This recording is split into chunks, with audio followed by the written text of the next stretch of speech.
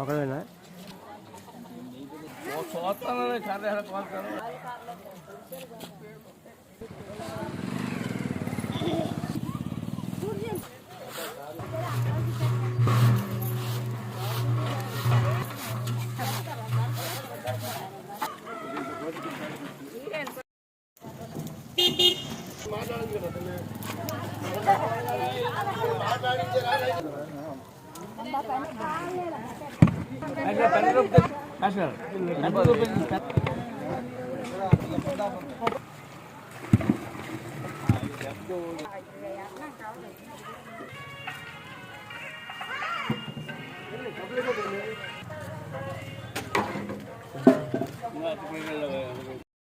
వేడుకండి జగతికి కానుకండి వేడండి నాకుని కొలవండి అరే పండుగండి క్రిస్మస్ పండుగండి వేడుకండి జగతికి కానుకండి క్రిస్మస్ పండుగ మనసంతా నిండేగా యేసయ్య పుట్టు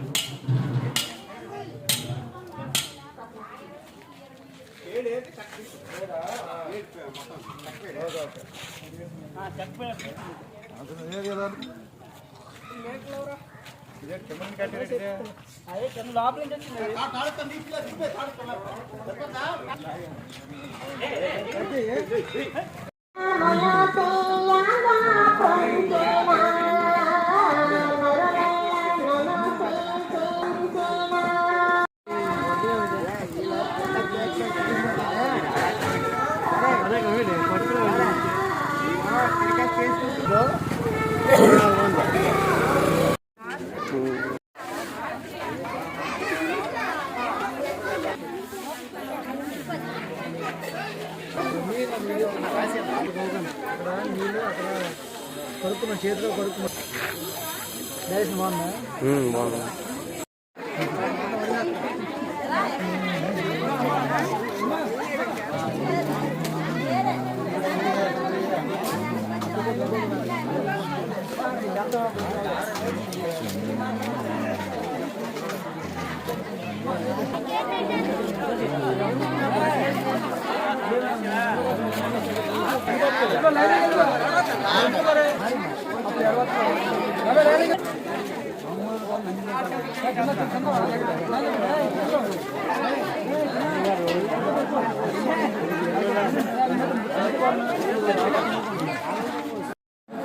సిద్ధపడి ఉన్నారు వెనబుద్ధి పుట్టించండి. దేవా నీ మాటలు చల్లగా వారి హృదయాలను అంతరంగంలోకి దూసుకుపోయేటట్టు సహాయం చేయండి. నీ వాక్యాన్ని మాట్లాడండి, వారి నోట్లో నీ మాట్లాడించండి, సహాయం చేయండి. పాటలు పాడే పిల్లలకి జ్ఞానం దయచేయండి. దేవా మేము క్రమాన్ని చూపించి మాదిరికరమైన జీవితం అయినా నాకు వద్ద చెప్పమని చెప్పిన నీ యొక్క భాగ్యాన్ని అయ్యా సుమారు కొంతవరకు ఏ అంతరాయం కలుగుతున్న సహాయం చేయమని యేసయ్య ఉన్నతమైన నామాన్ని బట్టి ఈ ప్రార్థనలు సమర్పిస్తున్నాము తండ్రి.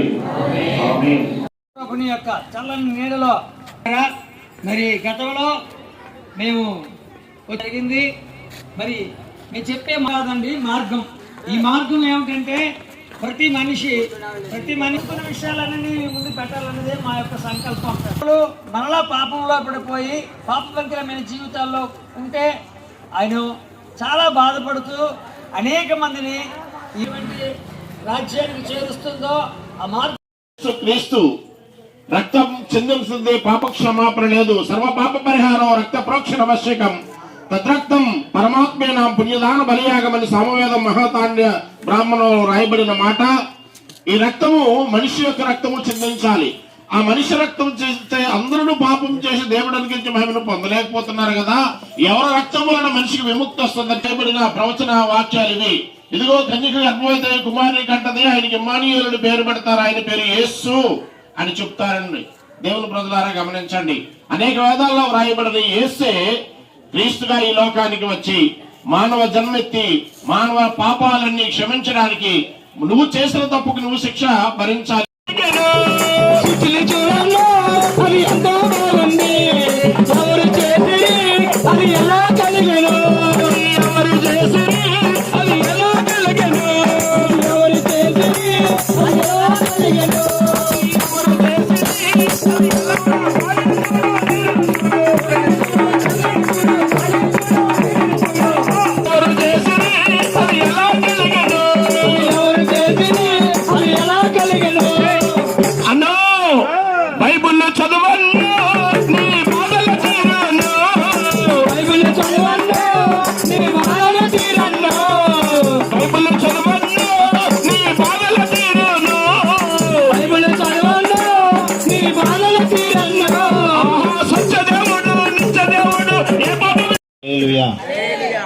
మరి ఈ గరికవలస గ్రామ మరి ప్రజలందరికీ కూడా ప్రభువునందు శుభాది వందనాలు చెల్లించుకుంటూ ఉన్నాము. మరి సిలువ వేయబడిన యేసుక్రీస్తుని గురించి మేము ఈ సత్య సువార్తని మరి ప్రకటిస్తూ ఉన్నాము. మరి కిందటి నెల డిసెంబర్ 25వ తారీఖున మరి యేసు ప్రభు యొక్క జన్మదినము జరపబడింది.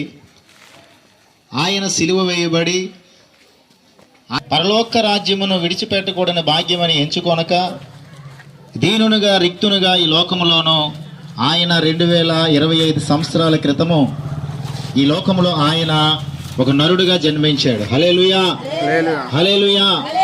మరణం ప్రతి ఒక్క మనిషిని వెంటాడుతుంది. మరణం, ఈ మరణం నుంచి మనిషి రక్షించబడాలి అని అంటే ఈ పాపం వల్ల వచ్చే జీతం మరణం.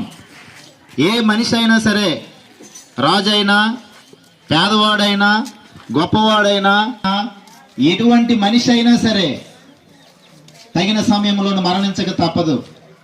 ఈ మరణము మనిషికి ఎందువలన వచ్చిందని అంటే ఒకని అవిధేయత వలన, మన ఆదిలో ఆదాము అవ్వ చేసిన పాపం వలన మనకి ఒక అవిధేయన వలన మనందరిలోకి కూడా పాపం వచ్చింది. పాపం వల్ల వచ్చే జీతము మరణం. ఈరోజు మనము శ్రమపడుటకు, మనము ఈ భూమిని సేదు చేసి వర్షాలు పడినప్పుడు దున్ని చాలా శ్రమ పడితే కానీ ఈ భూమి మనకి ఆహారాన్ని ఇవ్వడం లేదు. ఎంతో కష్టపడుతూ ఉన్నాం, ఎంతో శ్రమిస్తూ ఉన్నాం. అయినప్పటికీ కూడా ఈ చేసుకోవడానిక, పిల్లలను కనడానిక, వాళ్ళకి పెళ్లి చేయడానిక, ఏ బంధం లేని ఈ మనుషుల కొరకు మనం ఇక్కడ ఎందుకు జన్మిస్తూ ఉన్నాం, ఎందుకు మరణిస్తూ ఉన్నాం? అయితే మనం ఎక్కడి నుంచి వచ్చాం, మనం ఎక్కడికి వెళ్ళబోతూ ఉన్నాం అని ప్రతి మనిషిలో కూడా ఉన్న ఒక అనుమానం. అయితే ప్రతి మనిషి కూడా మరణిస్తూ ఉన్నాడు, ప్రతి మనిషి కూడా చనిపోతూ ఉన్నాడు. ఈ మరణం దేని వల్ల వచ్చిందని అంటే పాపం వల్ల వచ్చింది. మార్గాన్ని మీకు తెలియజేయాలని, ఈ మార్గాన్ని మీకు తెలియపరచాలని, మేమేదైతే పొందుకున్నామో ఆ మార్గంలో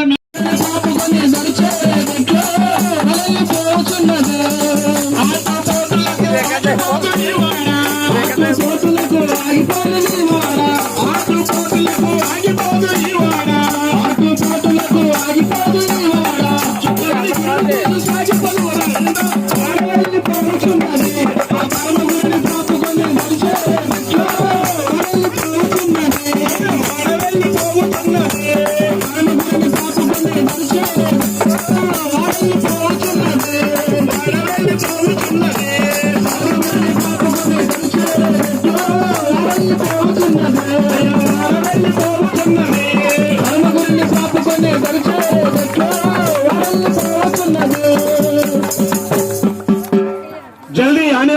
హల్లెలూయా. మీరు డబుల్ టీ తాగండి.